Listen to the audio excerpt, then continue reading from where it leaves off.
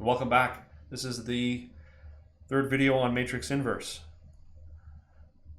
We have another example. Find the inverse of this matrix. 1, 1, 1, 5, 5, 7, 6, 6, 8. Okay, I know the answer.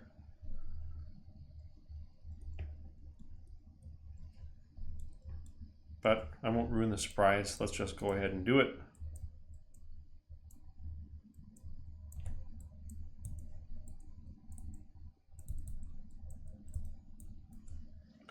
Okay, we have a leading one in the top left that is not happy. So the first thing I propose that we do is that we replace row 2 by row 2 minus 5 row 1. We should also replace row 3 by row 3 minus 6 row 1. 1, 1, 1, 1, 0, 0. 5 minus 5, 5 minus 5, 7 minus 5. And then 0 minus 5, 1 minus 0, 0 minus 0. Then the bottom 6 minus 6, 6 minus 6, 8 minus 6. And then 0 minus 6, 0 minus 0, 1 minus 0. Can you tell what's going to happen? First of all, we can't get a leading one in the second column. Second of all,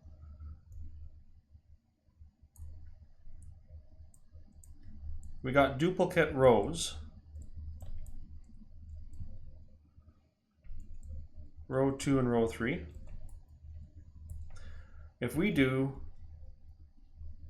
row 3 gets replaced by row 3 minus row 2, what we'll get is 1, 1, 1, 0, 0, 2.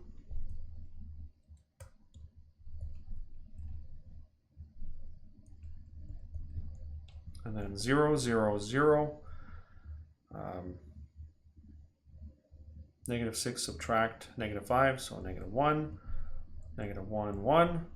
We got no solution.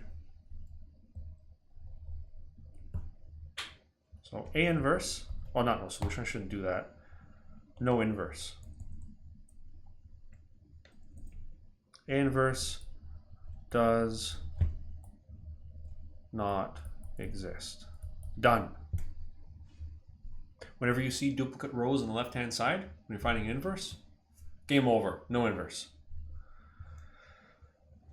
We make a big deal about inverses because it's one of the first non-trivial strategies for solving a system of linear equations. The only strategy we know right now are trivial strategies, which are strategies based entirely on row reduction. So you may be asking, like, why we need classes. Hands should go up. But we just did row reduction to find the inverse. And the response to that is, that's because that's the only way we know how right now. Later on, we'll see that there are other ways of constructing the inverse that don't require any row reduction at all. And it turns out that almost nothing actually requires row reduction. There's always shortcuts you can find to row reduction. But it's how you start. It's the most straightforward, most mechanical way, but not necessarily or ever the best way. I'm going to go back to this notation that I was talking about, ax is equal to b, as a notation for expressing a system of linear equations. I'm going to show you that what we can do is find the solution to this system of linear equations using a particular sequence of matrix multiplication. I'm going to multiply both sides of this expression by the same thing. Multiply both sides by a, and we have to do it on the left. For numbers, we multiply left or right, it makes no difference, but remember, matrix multiplication order matters. So I gotta make sure I multiply on the left side on both sides by, actually not by a, I'm gonna multiply by a inverse. I'm gonna be a little bit smart. We can multiply both sides by anything. I multiply both sides by 2. I'm not gonna break the equal sign. I can multiply both sides by a matrix C, as long as the size matches up and I can multiply C times A and C times B, then I'm good, I'm safe. I'm going to use A inverse. So I have A inverse. So A inverse times A times X is equal to A inverse times B. Now what is A inverse times A?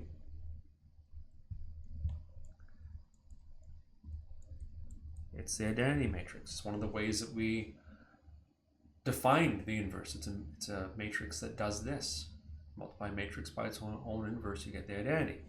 So now we have identity times x is equal to A inverse times B. Then what's identity times x? Well, identity times anything is equal to itself. This may not look glorious, but this is truly glorious.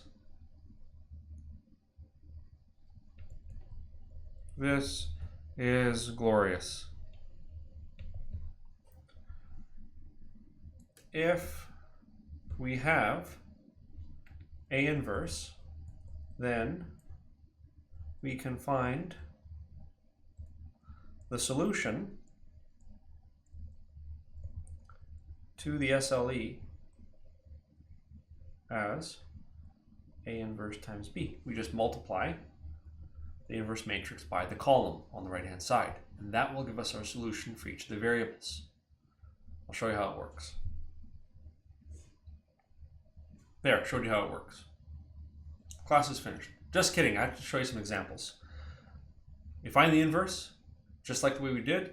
You multiply it by B, do your dot products. Now x is the first, y is the second, z is the third if it's a 3 by 3.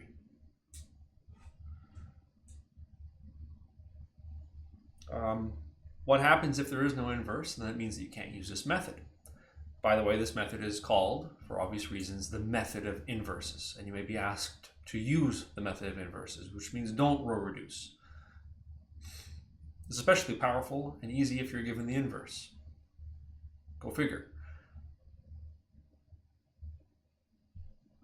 Another comment is that if you're not asked to use a method of inverses, you may be wondering, am I allowed? Yes, you are allowed, but make sure it's valid. Make sure that it actually says, well, actually, if it doesn't tell you which method to use, pick your favorite. If it tells you which method to use, you have to use that method. But don't bother trying to find the inverse if the matrix isn't square. So be cautious about that. All right, let's do it. 1, 1, 1, 2, 2, 3, 3, 4, 3. Hold on.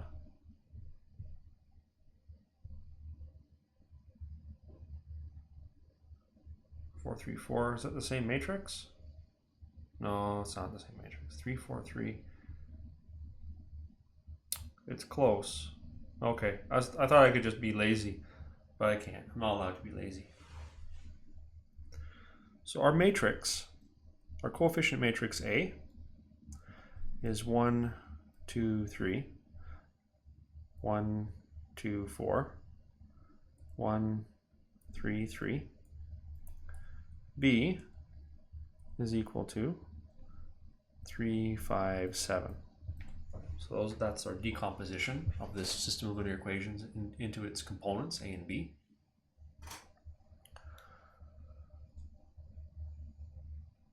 I'm going to find the inverse from A bar identity. I'm going to row reduce that. So I'm going to put the A next to the identity matrix of the same size, 1, 1, 1, 2, 2, 3, 3, 4, 3.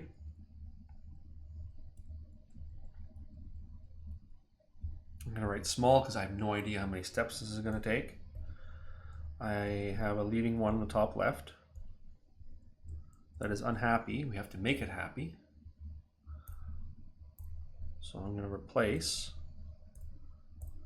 row 2 by row 2 minus 2 times row 1. We'll see what happens. So 1, 1, 1. Row 1 stays the same. 2 minus 2, 2 minus 2, 3 minus 2, and 0 minus 2. 1 minus 0, 0 minus 0. And now we'll do something similar for the third row. Row 3 gets replaced by row 3 minus 3 times row 1. We'll see what happens. So we have 3 minus 3, 4 minus 3, 3 minus 3, 0 minus 3, 0 minus 0, 1 minus 0.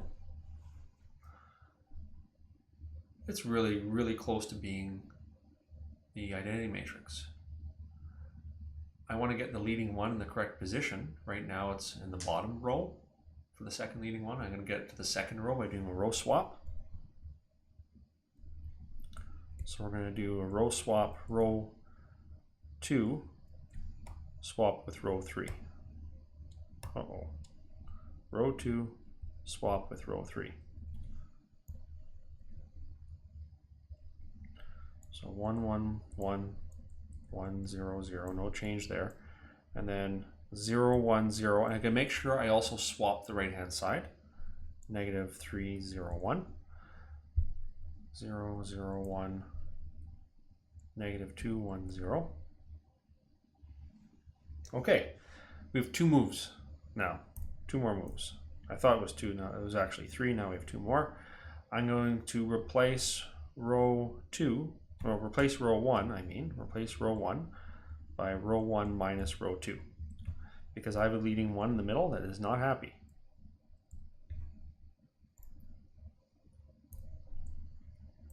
So 1 minus 0, 1 minus 1, 1 minus 0. 1 subtract negative 3, so 4. 0 minus 0, 0 minus 1. Then everything else stays the same.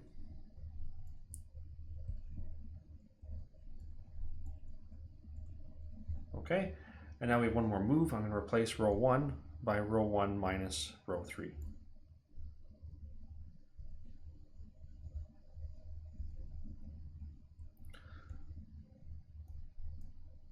One minus 0, 0 minus 0, 1 minus 1.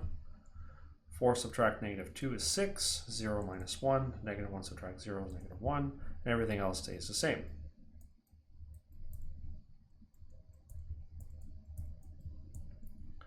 Okay, so it looks like A inverse is equal to 6, negative 1, negative 1, negative 3, 0, 1, negative 2, 1, 0. I'm going to do a single check, one very cheap check. I'm going to make sure that 1, 1, 1 dot 6, negative 3, negative 2. So this was A row 1. This is A inverse column 1 equals 1. I'm going to make sure that that's the case. 6 minus 3 minus 2 is equal to 1. So it's good. It's probably right. Probably because that first row involved using combinations of the other rows in the last steps. And if I screw that up, if I made a mistake anywhere, it would have been reflected in the information inside that first row, and this dot product would have not likely given us a 1. Would have not likely matched the 1 inside the identity matrix, so the top left, for the first row dot first column. Okay, I'm going to erase that now. That's a top secret method, only for those watching the videos, not for the people only downloading the notes. Okay, now what? Now we've finished solving the question. That x is equal to A inverse times B. It's not really top secret. I just ran out of space. That's the honest truth. The truth is usually more boring than the stories.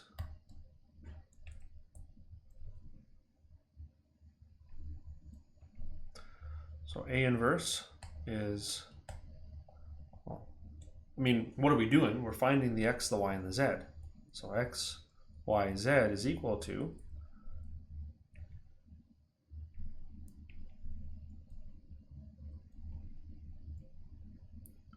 A inverse that we just found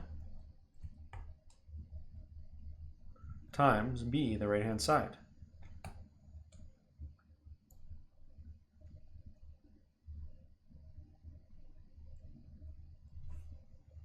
Let's see what we get. So we'll do first row times the column. We get 18 minus 5 minus 7. So 18 minus 12, we get 6. Now we'll do the second row. we get negative 9 plus 0 plus 7, we get negative 2. And then the last row, we get negative 6 plus 5 plus 0, we get negative 1.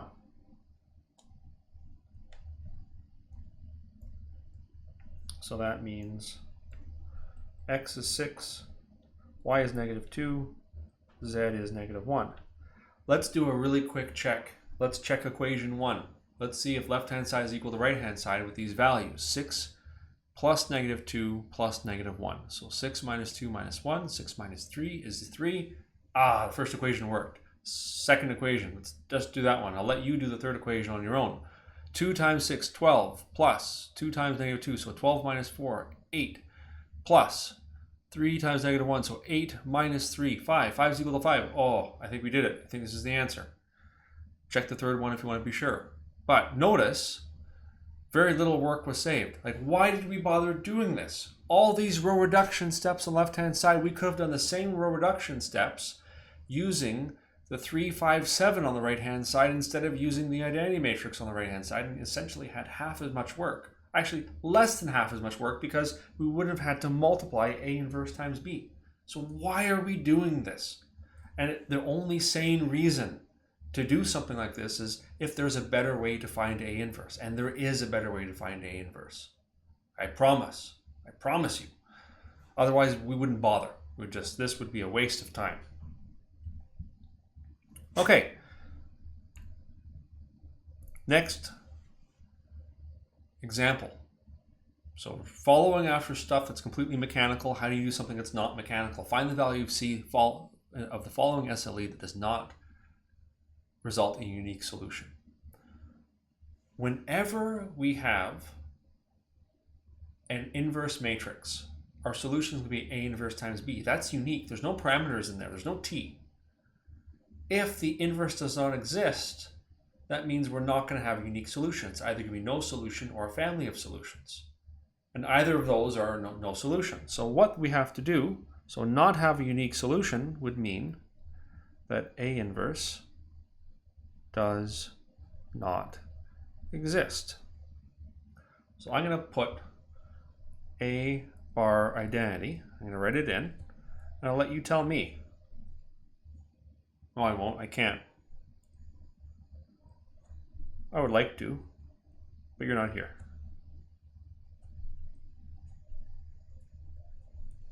1 0 0 0 1 0 0 0 1. Now you look at this. You tell me what value. And here I go again. Like, I want this to be a class, but I can't. What value of C would give you the inability to create the identity matrix by row reducing? Think about the duplicate rows. If you have a duplicate row, you're going to get a 0 row after subtracting. C is equal to 3. We can tell right away. But I'll do some moves to at least show some steps, because it won't always be like that. You may have to do some more. So I have an unhappy leading 1 in the top left. So I'm going to replace row 2 by row 2 subtract row 1. I'm also going to replace row 3 by row 3 subtract row 1. Row 1 will stay the same in this move. 1 1 1 1 0 0. Row 2 0 1 2 0 1 0, and then 0 1 C minus 1 0 0 1. Uh-oh.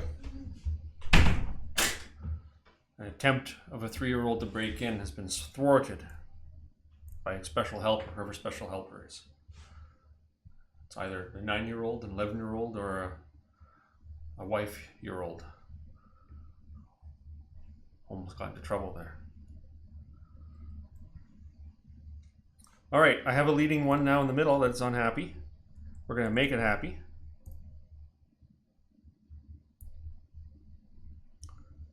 So I'm going to replace row 1 by row 1 minus row 2. And replace row 3 by row 3 minus row 2 to zero out those numbers that shouldn't be non-zero in that column. 1 minus 0, 1 minus 1, 1 minus 2. And then on the right-hand side, oh, did I screw something up? Look what I screwed up. I forgot to do the right-hand side. Row 2 minus row 1. Ah, look at that. Row 2 minus row 1. So I have a negative 1 here. And I have a negative 1 here. Whew, close one. That would have messed everything up. Not really. Wouldn't have changed the answer to the question, but I want to at least do things properly for you. Next, row 2. So next operations, that's all fixed now. That's been repaired. I'm going to go down here. Row 1. Okay. Now row 2. No, that's not fixed. Then I have row 1 minus row 2. So 1 subtract negative 1. I have a 2. I have a negative 1. And a 0. Row 2 stays the same. And then row 3 becomes 0 minus 0. 1 minus 1. C minus 1 subtract 2. So C minus 3. Then negative 1 subtract negative 1. So negative plus 1. 0 subtract 1. 1 subtract 0. And we can prevent the identity matrix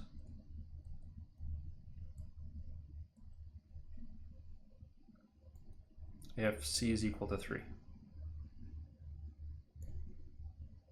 Thus, no unique solution if C is equal to 3. Because if I can't have an identity matrix, an inverse matrix,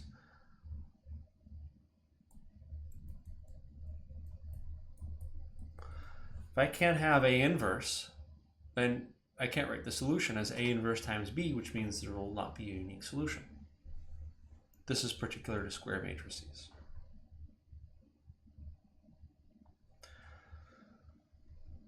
Okay.